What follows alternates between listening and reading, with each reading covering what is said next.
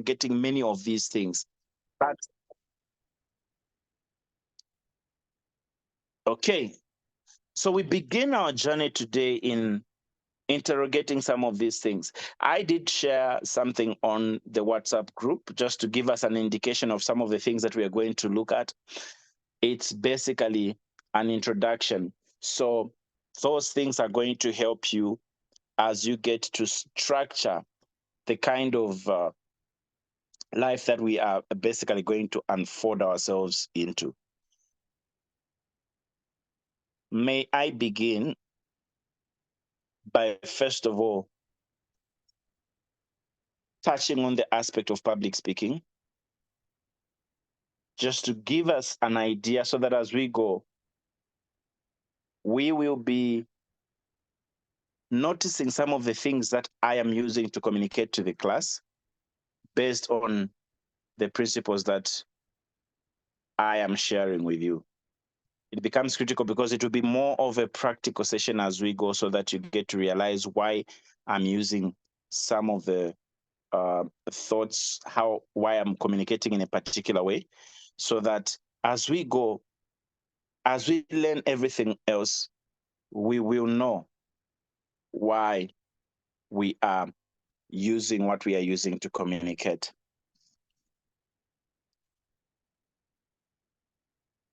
Public speaking. One of the most amazing skills that you can ever get to embrace and run with is the skill of public speaking. Now, public speaking basically is not a gift that some have and others don't. There's a sense in which people get to think that they probably were not meant to be public speakers.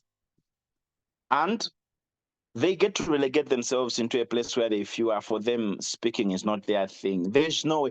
It's not possible that you could be given a voice and that should end at the fact that your voice should not speak to a public or should not confront a public in any given space.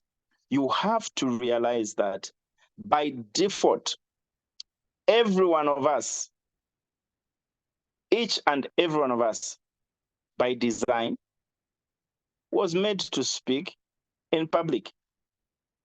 It just depends on what your public is. So your responsibility is to define who your public is. And so the concept of public speaking becomes an introductory part of our class this time around because it is critical in how you get to communicate, to chat, to build on whatever else you are doing. It doesn't matter whether you are a medical practitioner, whether you are already a journalism a person, whatever it is that you may already be involved in. Carry along this particular thing. A couple of months ago, I was actually having a chat with medical doctors who are dotted across the globe. It was a meeting that brought together medical practitioners from over 27 different countries. And I was speaking on this very subject of public speaking in the context of how medical practitioners can localize it and communicate to their target audience. And it was so amazing that when we were done, many of these guys, especially those that are based in the West, the US in particular, reached out to me and they were like, look, we've never, ever been in a space where communication is communicated the way you did. And they did request that I get now to have a training specifically for a team that is based in the USA. And they are already arranging for that. These are guys that are already set up. The professor who contacted me sits on multiple boards and all that.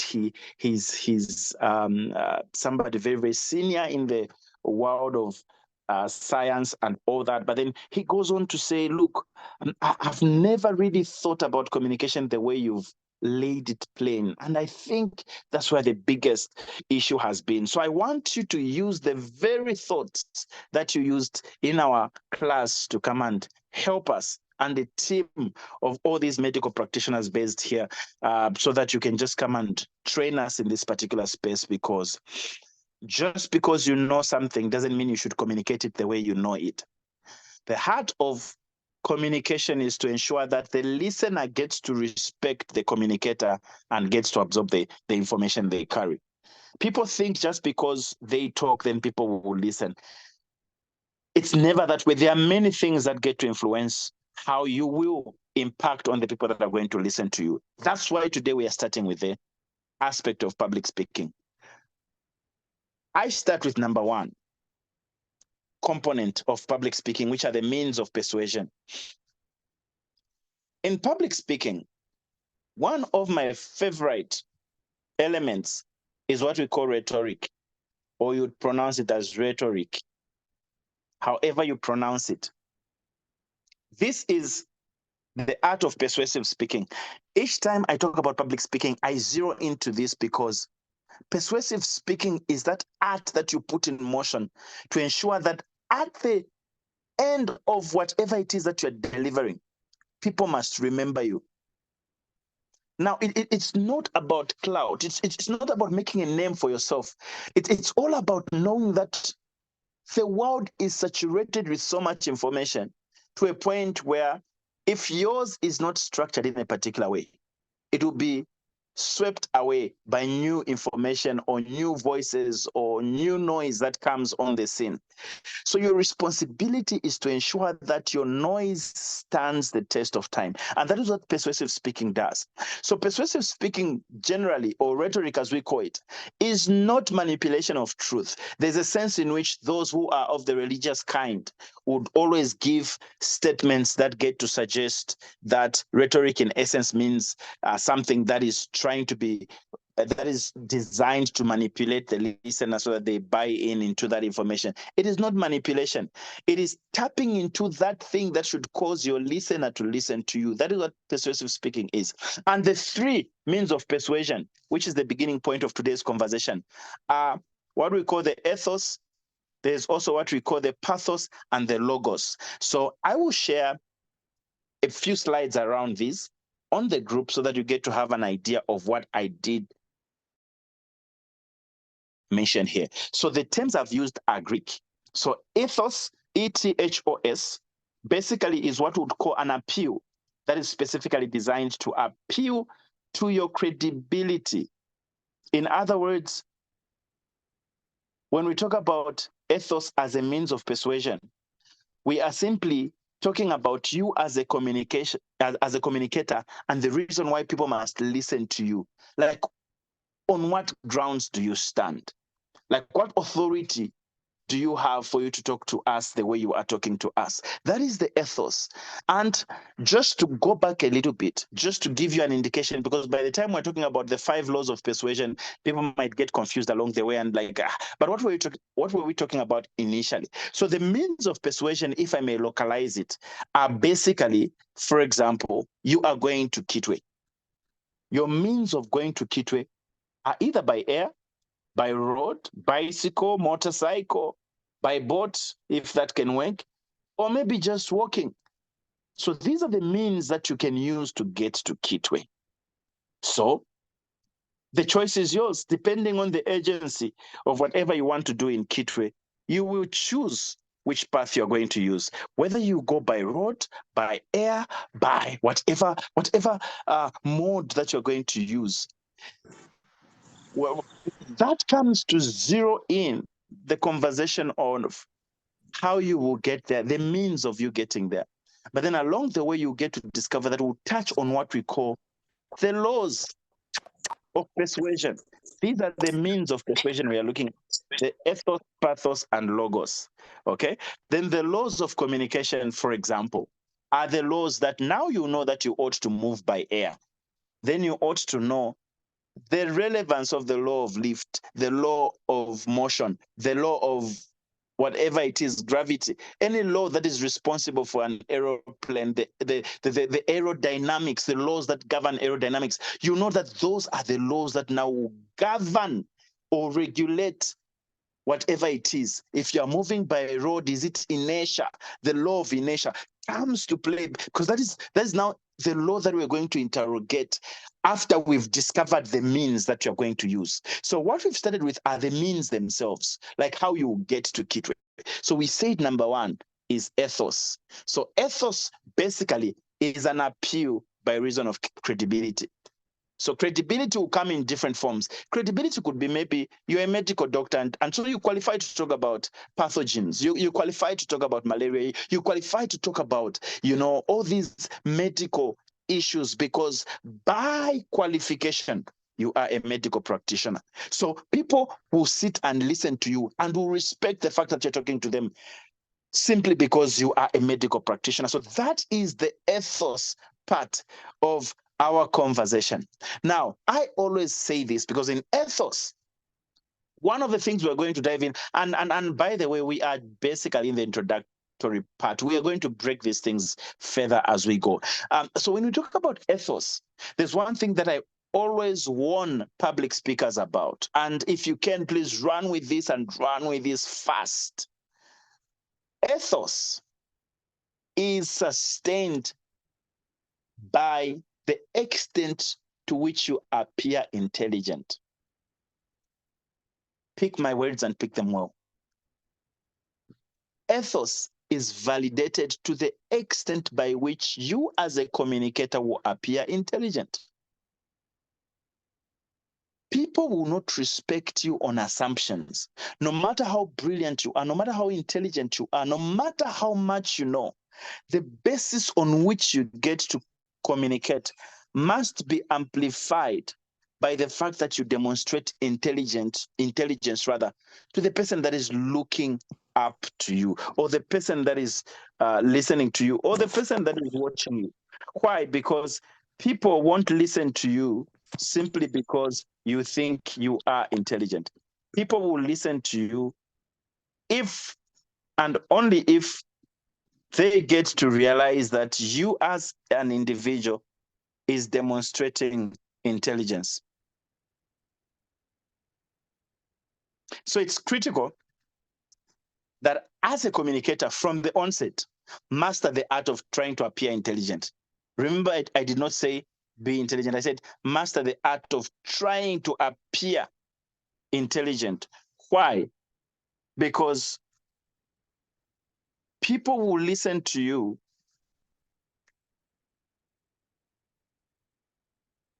on and will respect whatever you get to communicate only to the extent to which you are believable. So your biggest responsibility is to just appear intelligent. That's why you get to find, and some of you get offended when you see politicians who are gathering crowds and you even know that they're not as intelligent as they may seem. But people buy into that because the politician has just postured themselves to appear intelligent. That's all they get to do. And that is your number one responsibility. It doesn't matter how many distinctions you got in life. Nobody moves away with your transcript of results and flash them before people to say, oh, even if I appear like this, I got 7 distinctions in 7 subjects. No. People don't care about that. At that point, they want you to appear intelligent. So your starting point on the ethos part, the credibility aspect must be sustained by your ability to appear intelligent. Master the dynamics that should cause you to look and to appear smart. And this is one of the skills that you must develop because there'll be random conversations. Sometimes you will not be given an opportunity to prepare. Sometimes people might not walk in and tell you, okay, tomorrow we're going to do this. I've been at many events where the moderator does not give us scripts on what we are going to do. They don't tell us what the questions will be. We just appear there and we don't know the direction of the conversation. So the biggest responsibility at that point is not sustained by our intelligence. It's not sustained by how much we know. Because trust me, how much you know is only elasticated by the degree to which you get asked content that relates to what you know. Everybody only knows to the extent by which they are exposed. So if you're not exposed, particular aspect, a particular concept, a particular theory, no matter how many distinctions you may have gotten, at that point when something is brought to light which you are not aware of, it will show. So your responsibility is to appear intelligent even in matters that you are not skilled at. So this is one art that you get to embrace from the onset. As a communicator, you have to appear intelligent. I don't know how else I can put it. I don't know how I can lay it down. I don't know how plain I can make it land. But ladies and gentlemen, your number one responsibility in every engagement is to appear intelligent. And mark my words, I did not say you must be intelligent. I said you must appear, because people are not like x-rays. They can't scan your intelligence. They can't go into the chambers of your heart, or go using the neurotechnology to see how your brain functions for them to decode that this one is genius in this field. No, they don't have that. They don't have the luxury to do so. So they will just sit and judge you based on what you're going to expose at that given point. No matter what else you may have achieved in life, they will judge you based on what you are able to demonstrate. So it becomes critical, ladies and gentlemen, that from the onset, you get to embrace the fact that the responsibility to appear intelligent rests with you. The second principle I'm going to share with you within the ethos part as we drive this conversation of public speaking is just a realization that, first of all, we demystify. We move away from the thought and theories that tend to suggest that public speaking is English speaking. Public speaking has got little to do with English as a language, okay? That's why even those that are born in Britain still join and participate in public speaking master classes. Why? Because it's got little to do with grammar, in as much as grammar is important. It's got little to do with you knowing the language, in as much as knowing the language is important. So public speaking transcends English. So you can be a very, very brilliant public speaker, but a brilliant public speaker in Bemba. You can be a very brilliant public speaker, but a brilliant public speaker in Chinese, in Mandarin, in Kaonde, in Tonga, in Lozi, in French, in Portuguese, in whatever language it is. The idea is to embrace and master these techniques that you ought to use to become a brilliant public speaker, because that is where it gets to settle in. And so once you get to realize that it's beyond English, you will not be under pressure to try and sound a particular way, in as much as sounding a particular way is important. A lot of people get to stress and they disqualify themselves because they think sounding a particular way is what makes a public speaker a public speaker. Not at all. Public speaking transcends that. So we're talking about ethos, credibility, why people must listen to you. And I must mention that there are different reasons. Sometimes you may not even be an expert in that field. You may just be a person that got to experience what the subject matter is actually dealing with. For example, you may just have been there when there was a flood around a particular space. And you may never have studied anything around climate change and all that. But because you experienced a flood, you will talk about it as a person who may have experienced it. So you become a subject matter expert. So you use your experience to validate why you must speak. Finally, around credibility, because I don't want to stay longer on this, we will come back to this as we get to break them down as we go. Around credibility is also the aspect of around ethos, rather, on why people must listen to you, is the fact that you, as a communicator, stand on a particular platform, which is an authority in this particular case. Now, if we were to use metaphors, just to land it home, there's a difference between where you stand and where you sit. Okay, so if I come to you and I tell you that from where I stand, I'm of the view that we get to do this, it communicates to a certain extent, different from where, if I say, from where I sit, I want us to go this way.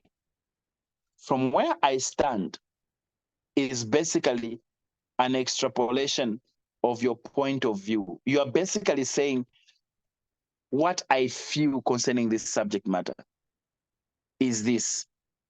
So your standpoint is based on what you feel should rationally be a position over that particular subject. If you say from where I sit, you are talking about the authority, like the guiding factors that substantiate the reason you are saying what you are saying. And that's why from where they sit, kings make decrees. And it doesn't matter who you are, when a king decrees, you move with a decree. So at that point, the authority pushing whatever is being communicated is beyond science. It's tied to authority.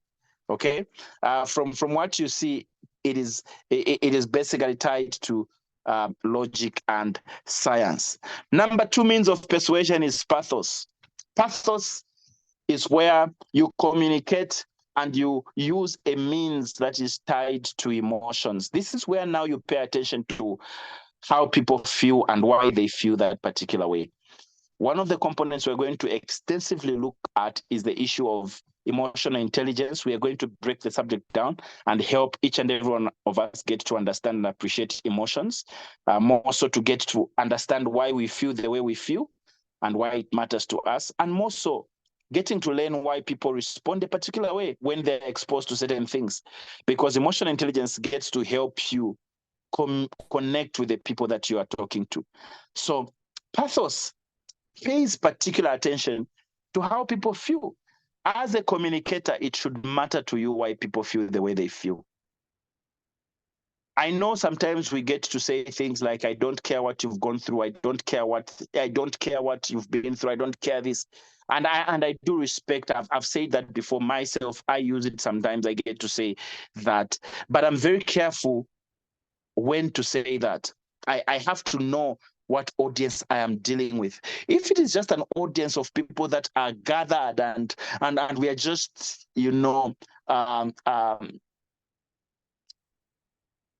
talking to each other in a sense that we're just trying to motivate, push each other to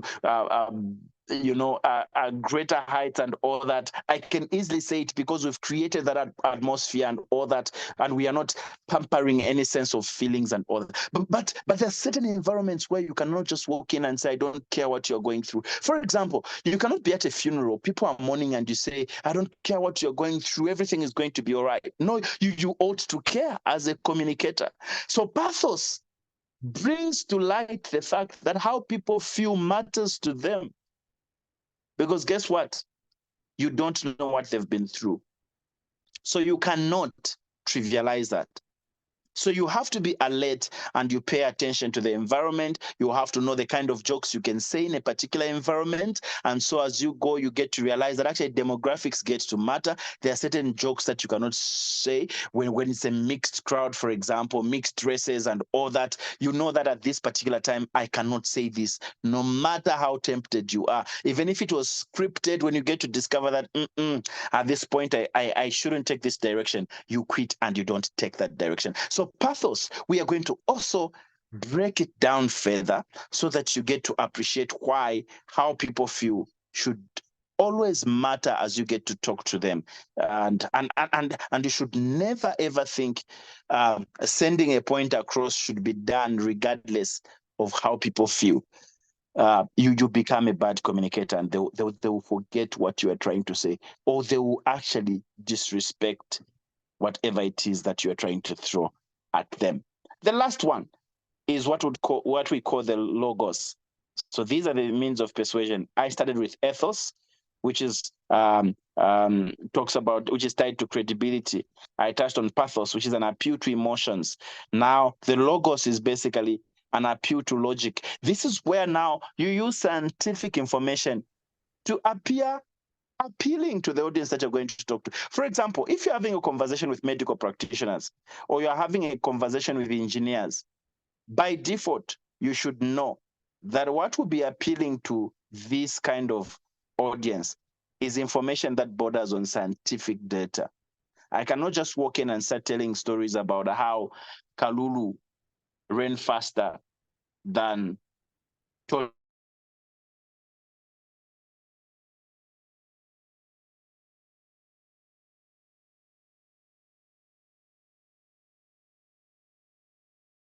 people of the scientific design, these people that are so moved by data, so moved by science, these people that respect information, that is so tired, or which is of the scientific kind. You have to know what exactly you're going to use for them, because it appeals to them. So an appeal that is tied to logic will be specifically targeted to that audience who are of the scientific kind. If you're speaking, for example, to lecturers, if you're speaking to lawyers, for example, you are speaking, so you know the way that you communicate to them. And in most cases, this is where you employ logos. Safe to say, in as much as I've talked about ethos, pathos, and logos as the three means of persuasion, you can use all of them in a single delivery. So you just know and weigh and quantify and see which one will be extensively used depending on who is going to listen to you. So depending on who the person listening to you is, you will know exactly which one will be heavier among the means of persuasion. So you easily move around and choose pathos, because you know that all human beings are moved by how they feel. Secondly, you would want to move with the thought of trying to utilize logos, because you know that nobody can argue with statistics. But more so, finally, you'd want to use ethos, your credibility, the reason why people must listen to you, as a critical component in you communicating to the people that are listening to you. I must warn you from the onset that on the part of ethos, do not be in the habit of over amplifying your achievements, especially if you're dealing with an audience that you have no specific information about in the context of what they may have done. One huge disservice around how people get to introduce themselves is in the way that they tend to think they could be the most qualified in that particular room. For example, you get to say, I was the best student at this particular school in 19, whatever it is that you're doing. You may not know, in as much as that might be a statistic that you carry. Don't overuse it to suggest that in your space or within that particular environment, you are the most intelligent person. So give room for people to listen to you, and not for them actually to come and discover that, oh, that's all that you've done. We've done so much more compared to that. So you cannot use that as credibility to talk to us. So in most cases, people get to lose it because they want to amplify their achievements without knowing what their listeners may have achieved in life. Others might come in and begin to talk about, maybe let me give an example of matters that border on wealth, and then somebody will just come in and say, do you know the car that I drive? I drive I drive I drive a Makex, okay, and you boast around a Makex in an assembly of people that drive Ferraris, that drive Bugattis, and you keep repeating a story around the Makex, they may just walk away on you. So be very careful not to over amplify your achievements. That is just something that I thought I'd touch on. On the ethos part, it's exactly 1937. And I promised that would be done by 1936. I haven't touched on the 5 laws of rhetoric. I've posted them in the group. They're called the 5 canons of rhetoric. So canons are basically laws. Okay, so where you see the word canon, we are simply saying the 5 laws of rhetoric. We are going to do a deep dive into this very, very subject of rhetoric. We're going to look at the history of it, how the Greeks came to utilize it. We are going to look at Plato, Aristotle, and all the guys that may have contributed significantly to this subject, and how it has transitioned over the years. Because guess what? Except we touch into the history of something, we may end up abusing it. So I want us to understand, first of all, why rhetoric is very, very important and why it matters the most. So the 5 laws of rhetoric basically are listed, and you go through them. The first one being invention, the second one rather is arrangement, the third one is your style, the fourth one is your ability to use memory. It's an interesting one. We're going to look at how you as a communicator must utilize this. And by the way, it is one of the most amazing skills you ought to develop, and you work around it in such a way that you don't need to keep referring to your script. As a communicator, get to a place where you can speak without a script. Have your script, yes, but you shouldn't read the script. It shouldn't show that you are reading. You can refer to it, but amplify beyond what is on the text. And the last one is the delivery aspect. And this basically looks at the process of you practicing how you deliver your speech. And this brings in all your gestures, how you pronounce your words. The tone of your voice also does matter. And we are going to break down also how you ought to work around your voice variations. There's a way that you ought to speak when you are communicating something that is sad. There's a way that you ought to speak when you're communicating something that is serious. There's a way that you ought to speak when you're communicating something that is so calm. And there's a way that you communicate when you want action to be done.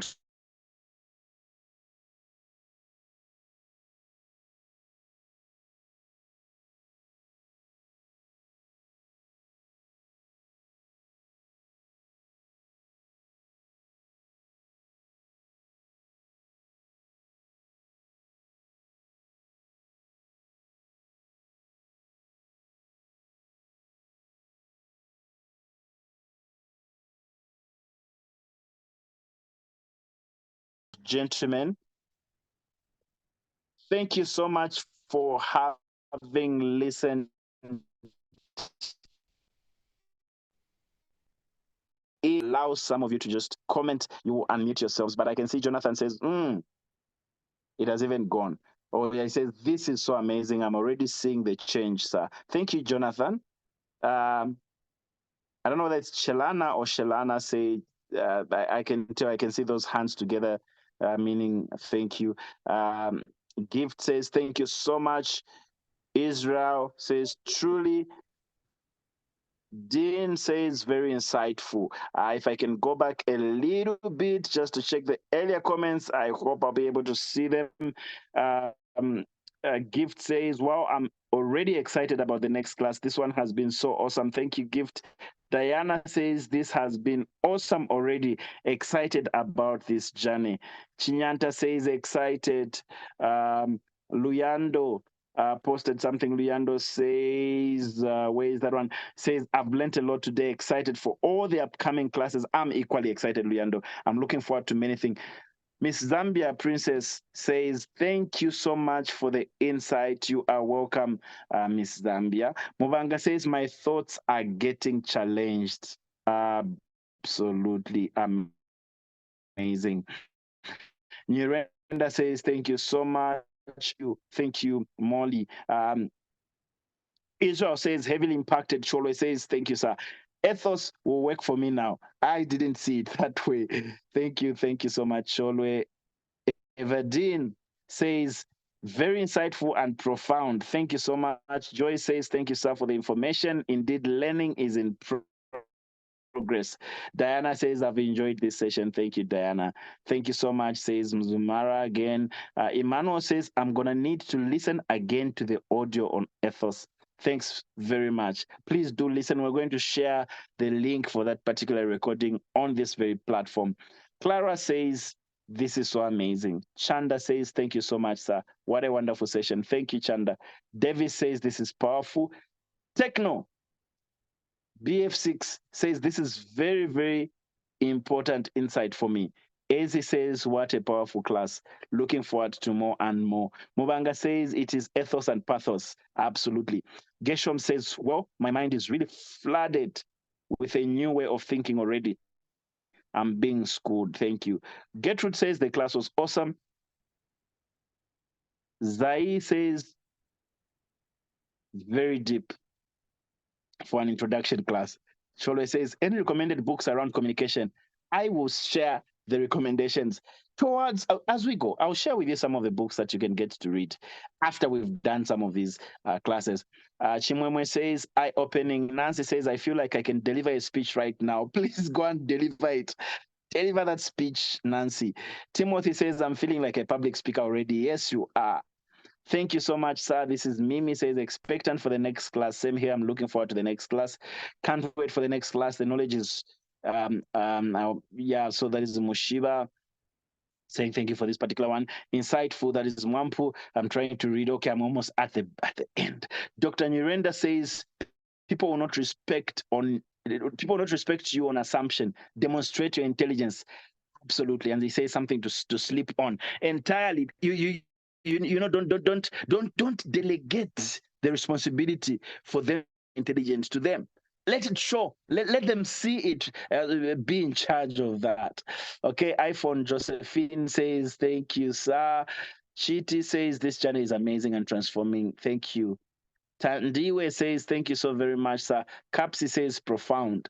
The future for the team, sir, is bright. It's going to be the Ketis tribe. That is Jonathan. I love that. Thank you. This is amazing, says Kelvin. And Muvanga says, can't wait to appear intelligent.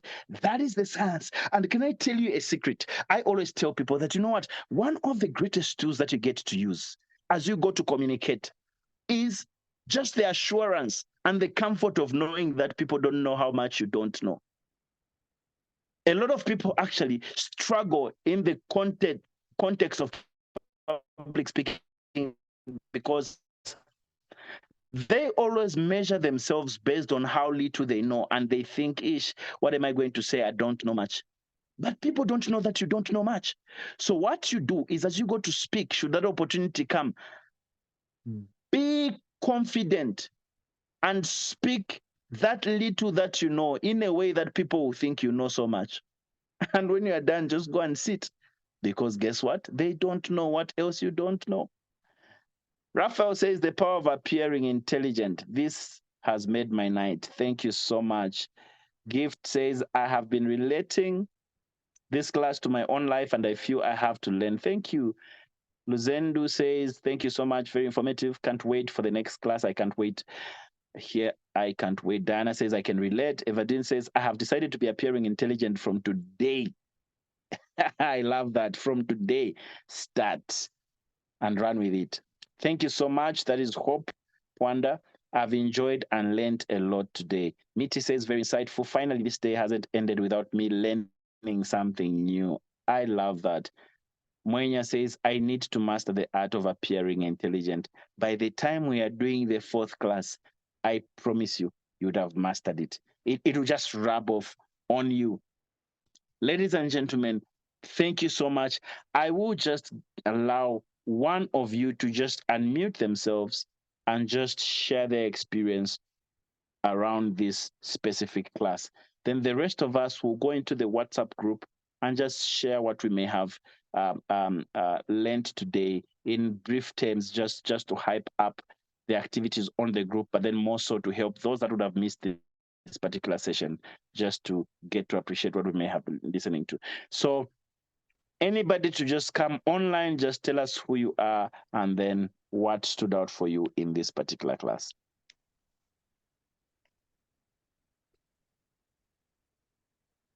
From my end, I can hear somebody else. Please, just one person to just tell us how this class has been to them. Good evening. Good evening. This is Jonathan Pirisa. Thank you, Jonathan. Please share with us. All right. The class was really amazing. It was really amazing, and I'm already seeing how it's going to be just for maybe even a week, because I've learned a lot of things under public speaking, where I was thinking to say, whenever speaking to a public, the only thing you're supposed to do is to go with that accent, go with that English. But I come to learn to say those things, they don't even really matter.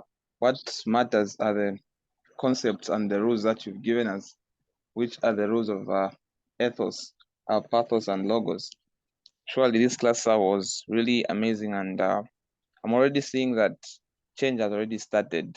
And by the time we are going to have maybe the second or the fifth class, we'll really learn a lot of things that will change our lives and the way we see things and the way we've been taught and the way we actually feel about ourselves. Thank you so much. Thank you, Sir Jonathan. I will allow a lady as well to communicate. Thank you. Anybody who has, I can see Nancy says change has already started.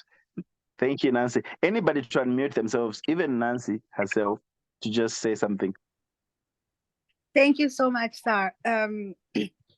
For me, I think it's been a very insightful class, especially the statement where you said you must appear intelligent. That is just something, because oftentimes I've been thinking for you to speak in a crowd, or for you to speak in public like that, you need to know so much. Otherwise, somebody can ask something and then you just black out. But in an event where you deliver a speech and you appear like you know what you're talking about, I think it even reduces the chances of people asking questions. So I must say, from this session, I have carried out a lot. Thank you so much. Thank you, Nancy. Thank you, Jonathan. And thank you all for those amazing, amazing insights that you've sent in the context of feedback. And yes, on one end, Jonathan, it is critical that we run with what that we're going to look at, because like I said, we're going to demystify some of the things that, hold people captive. For example, it would take a lot for one's accent to change. It takes a lot of therapy. It takes a lot of training, but you don't have the luxury to wait for your accent to become what you hope it to be while life is happening. So you work with what you have and then put in motion these things that we are going to talk about. So we just laid them down as an introduction. As we go, you get to realize the many things that now you begin to put together to color the content of your presentation to a point where by the time you are done, people get to remember you. And yes, Nancy, always appear intelligent.